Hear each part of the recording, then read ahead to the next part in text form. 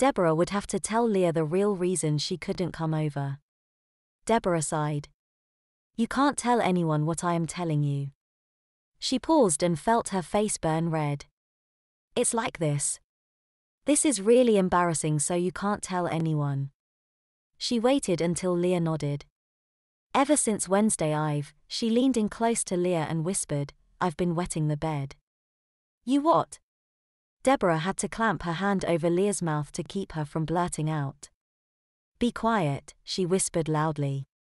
I don't need that fact spread over the school too. That's why you don't want to come over, isn't it? Leah leaned closer. You don't need to be embarrassed. I'm your friend.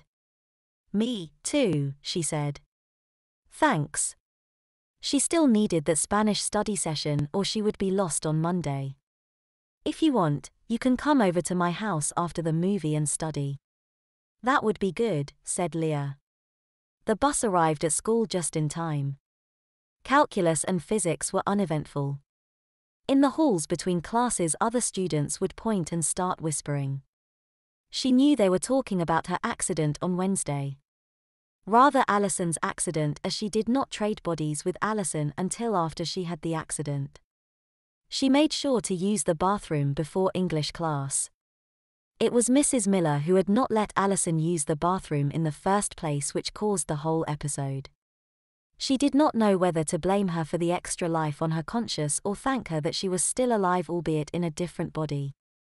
She met with Leah before class. Ready to face grocery, she asked as they took their seats in the classroom. Sure, Deborah muttered. She had spent calculus and physics reading Brave New World under her desk. It was really a different type of totalitarianism than 1984. One was awful in the creepy jackbooted thug sort of way, but the other was a overly friendly creepiness. By Ford, it was beyond screwed up. It's Mrs. Miller now, dork, said a sarcastic voice behind them. She's only been married for 2 months already. Can't you adjust? Leah turned and stuck her tongue out. Does it matter, Cindy?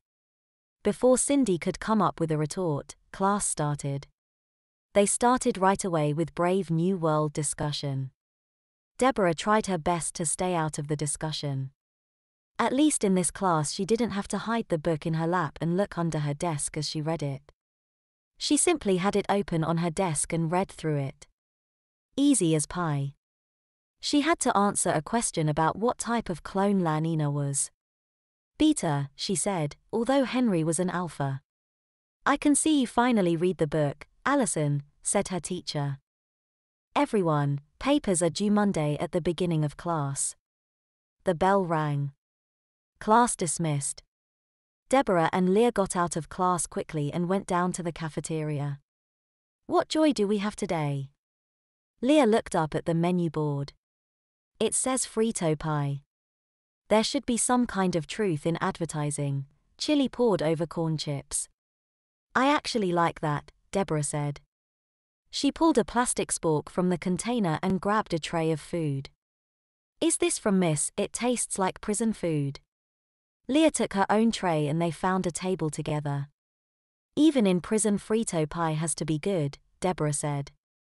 Sadly, it had been the only thing she looked forward to during her 12 years on death row. She couldn't go to the weekly movies they played for the general population because of security. She could read or listen to the radio. She mainly read. Whatever, said Leah. She took a bite of her food.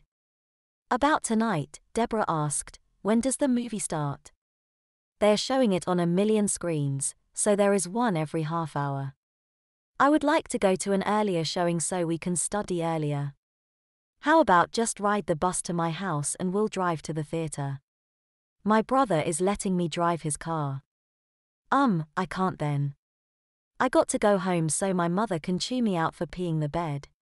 Deborah's face reddened. My dad got home and she was too busy to finish chewing me out. Oh, he was at the execution of that horrible